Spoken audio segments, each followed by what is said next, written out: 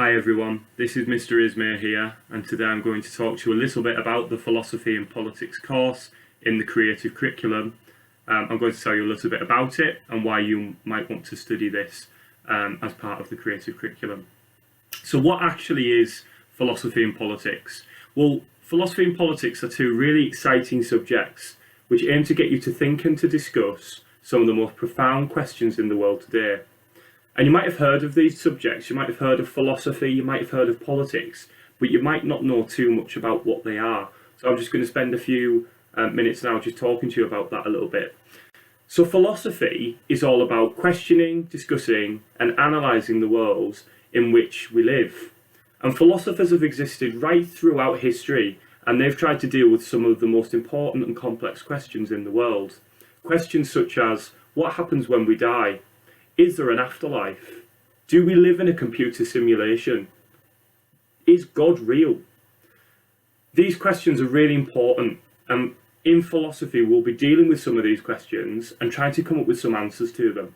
In terms of politics you might have heard comes around at election time, and different political parties and your parents at home might be voting for different political parties and you might be hearing them talking about politics.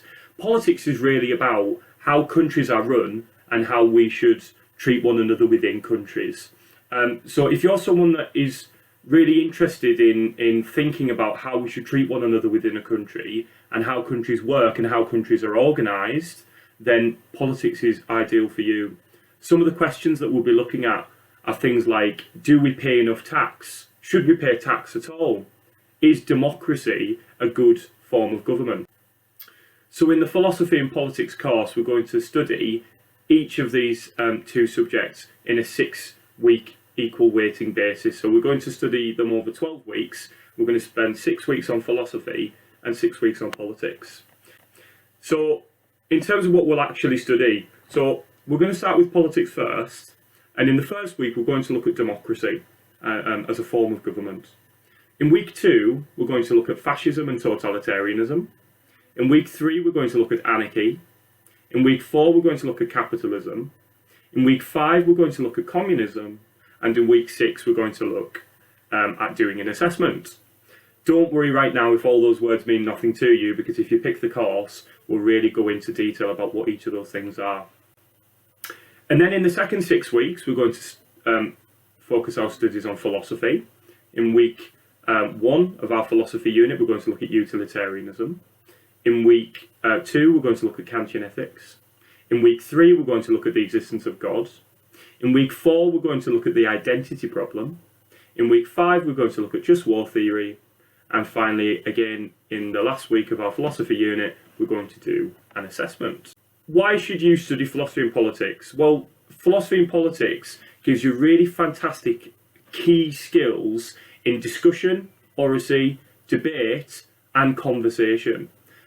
And if you're the type of person that really loves and really enjoys discussing things and maybe having a few arguments here and there about certain different topics, then this is really key for you, because it really helps you to develop your skills in presentation, in communication and in oracy. So just in terms of some key skills that will be developed, you'll get a better understanding of current affairs and politics and the news. You'll get a well-rounded knowledge of philosophy and politics. You'll get a powerful oracy-based skill set, which is very important. And it's really important that you feel confident to be able to speak about what it is that you believe. So, in terms of why I'm teaching this course, because you might know me around the school as being a history teacher. My degree is actually in philosophy and politics, so I studied this at university, and I've done a lot of discussions and a lot of debate about these different issues, and so I'm really confident that if you pick this course, we can do some really fantastic, energetic, fun and engaging discussions, which hopefully will give you a better understanding of the world in which we live, and will also give you a chance to really be passionate and to speak about what kind of things you believe in. Another really good thing about this topic is that it helps you gain skills and an understanding of our GCSE topics. So two of the GCSE topics that this course links in very well with are GCSE history and GCSE religion, philosophy and ethics. So a study of these of this philosophy and politics course will really give you a good head start if you wanted to study GCSE history and GCSE RPE when you get into year 10. So I hope you've enjoyed this little short taster session as to what philosophy and politics is all about. I hope I've answered your questions. And I'll very much like to see many of you picking philosophy and politics and seeing some fantastic debates and some fantastic discussions, because I know some of you are very opinionated and very open-minded, and you'll be more than welcome to pick philosophy and politics.